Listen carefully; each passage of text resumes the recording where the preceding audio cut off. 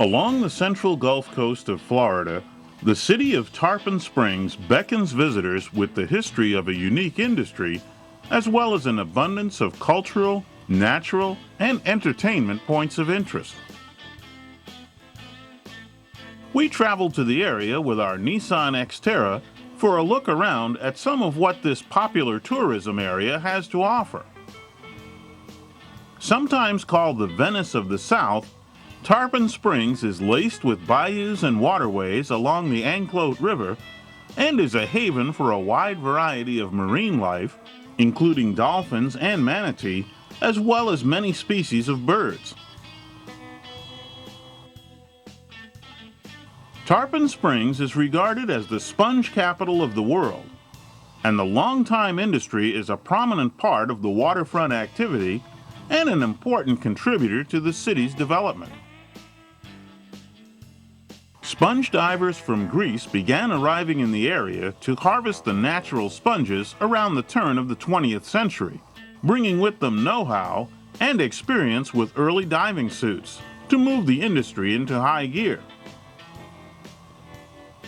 Sponges are invertebrate animals which cling to surfaces under the water and regenerate themselves after the proper techniques are used to gather them. All along the docks, you'll find the freshly collected sponges drying and displayed today, as they have been for years.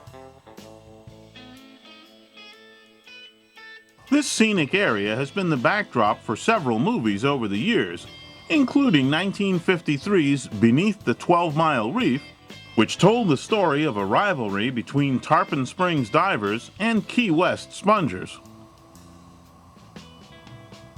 The Greek migration brought on by the sponge industry continues today, evidenced by the large number of restaurants and shops bringing a taste of Greek culture to the city. In fact, the city has the highest percentage of residents of Greek heritage than any other city in the United States, and a variety of events and festivals revolve around that ancestry. A long-standing ritual in Tarpon Springs for young men of Greek descent for the Epiphany every January 6th has been diving for a cross thrown into the spring bayou by a priest after a blessing and procession from the St. Nicholas Greek Orthodox Cathedral. That ornate cathedral, by the way, has among its features some 60 tons of marble that was originally part of the Greek pavilion at the 1939 World's Fair in New York.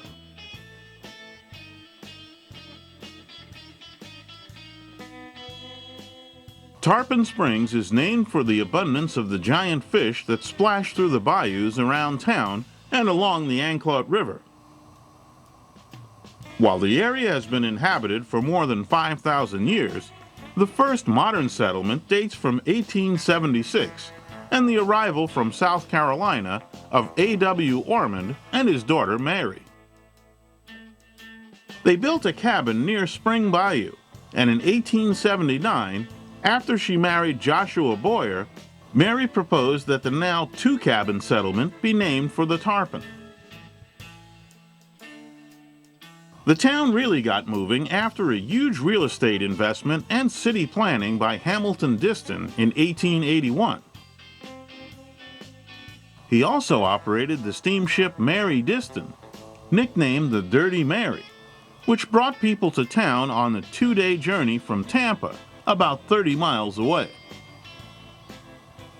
With the arrival of the Orange Belt Railroad in 1887, the previously difficult, time-consuming journey was made much easier and therefore much more popular, and the town began to flourish.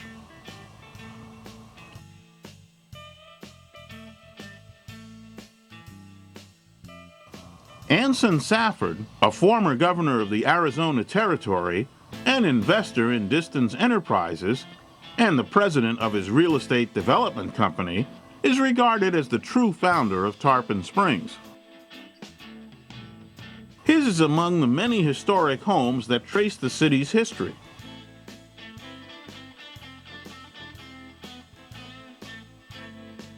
In 1890, Hamilton Diston backed John Cheney in the formation of the Anklet and Rock Island Sponge Company, thereby starting the modern sponge industry in the area.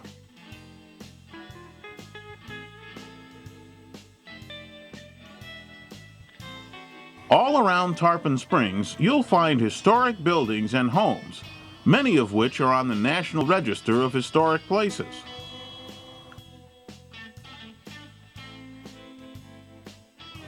With water being such a prominent part of the area's life, activities like fishing and boating are high on everyone's recreation list.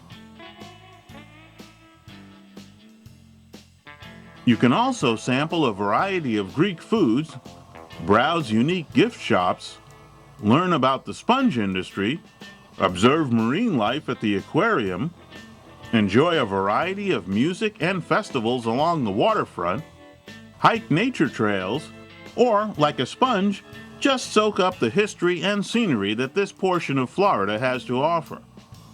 In short, this resort area is chock full of things to enjoy.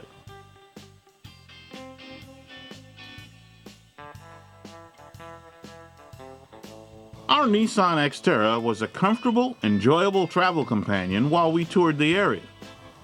There weren't any tough roads to challenge its off-road capabilities, but one of our favorite things about the Xterra is that it feels at home in all types of driving, and that's exactly what it was on this trip.